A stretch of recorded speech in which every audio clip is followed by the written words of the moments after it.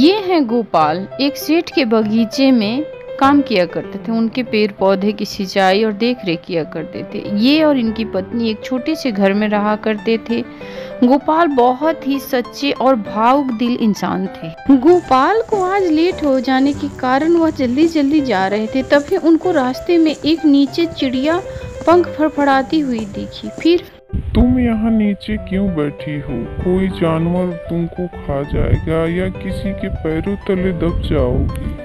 नहीं भैया, मैं नीचे ऐसे नहीं बैठी हूँ। मेरे पंख में चोट लगा है और पैर में भी। मैं अपने घोंसले तक उड़कर जाने की कोशिश कर रही हूँ पर जा नहीं पा रही हूँ।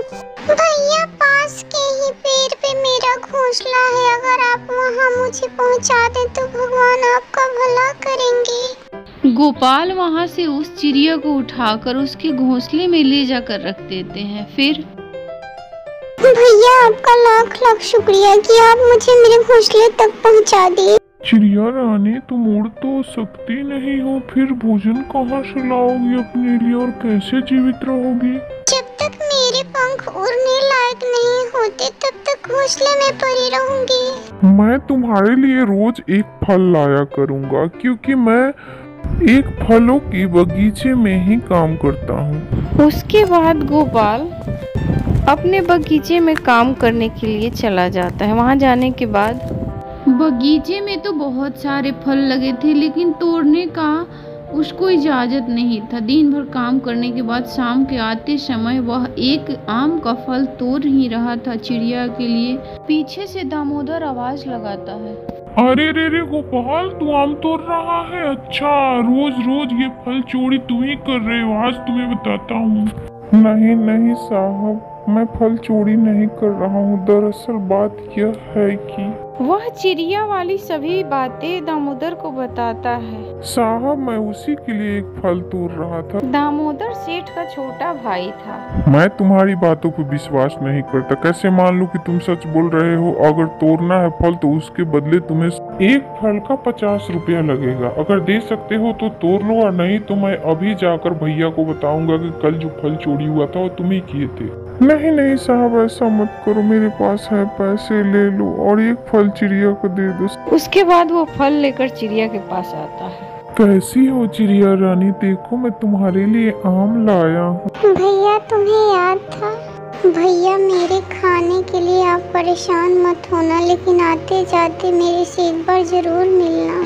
ठीक है चिड़िया रानी, मैं रोज शाम को तुमसे मिलकर ही जाऊंगा। अभी मैं चलता हूँ, अपना ख्याल रखना। गोपाल वहाँ से घर के तरफ चल देता है। ललिता, खाना बना लिया है?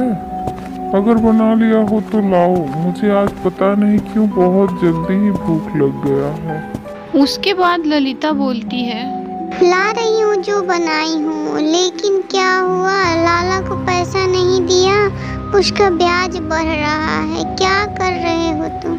ललिता, परेशान मत हो, मैं मेहनत तो कर रहा हूँ ना। आज नहीं तो कल लाला का कर्जा चुका देंगे हम। लाओ खाना लेकर आओ, मैं थक गया हूँ। गोपाल रोज की तरह बगीचे का देखरेख करने के बाद शाम को चिड़िया के लिए फल लाता था। आज 4 दिन हो गया था। आज शाम को जब वो चिड़िया के पास आया तो उदास था। चिड़िया रानी, आज मैं तुम्हारे लिए फल नहीं ला सका।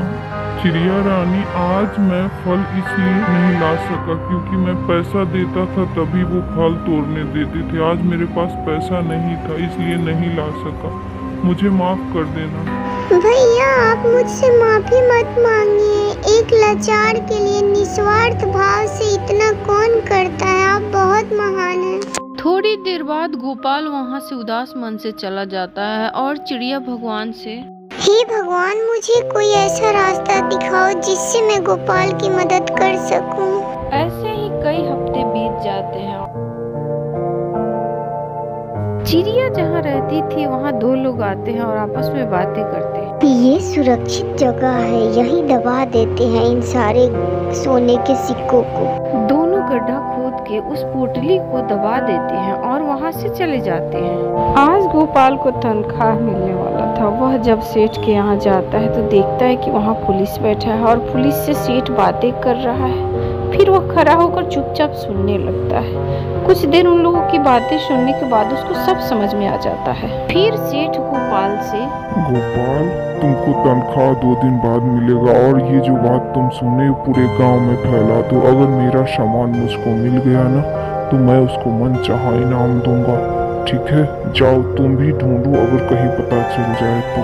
वहाँ से गोपाल चिड़िया के पास जाता है। फिर वो चिड़िया रात की सारी घटनाएं गोपाल को बता देती है। इसके बाद गोपाल मिट्टी खोदने वाला कुदाल लाता है और उससे खोदता है। खोदने के बाद वहाँ सचमुच में एक सोने से भरी पोटली मिलती है। फिर वो, चिड़िया रानी, तुम्हारा लाख लाख धन्यवाद। मैं यह सोने की पोटली जब सेठ को दूंगा ना तो वो मुझे मनचाहा इनाम देगा। भैया मुझे धन्यवाद मत दो, ऊपर वाले को धन्यवाद दो। तुम्हारे जैसे नेक दिल इंसान के साथ ऊपर वाले हमेशा अच्छा करते हैं। उसके बाद गोपाल सोने की पोटली लेकर सेठ के पास जाता है। फिर गोपाल, तुम्हारी सच्चाई और ईमानदारी से मैं बहुत खुश हुआ। तुम्हारे गांव में जो मेरा मकान है और 2 बीघे जो जमीन है मैं तुम्हारे नाम करता हूँ। तुम मेरे यहाँ कल से काम करने भी मत आना। जाओ वहाँ मेहनत करो और खुश रहो। सेठ जो घर देता है उसमें गोपाल आ जाता है चिड़िया को साथ लेकर और पति पत्नी चिड़िया तीनों बहुत खुश रहते हैं।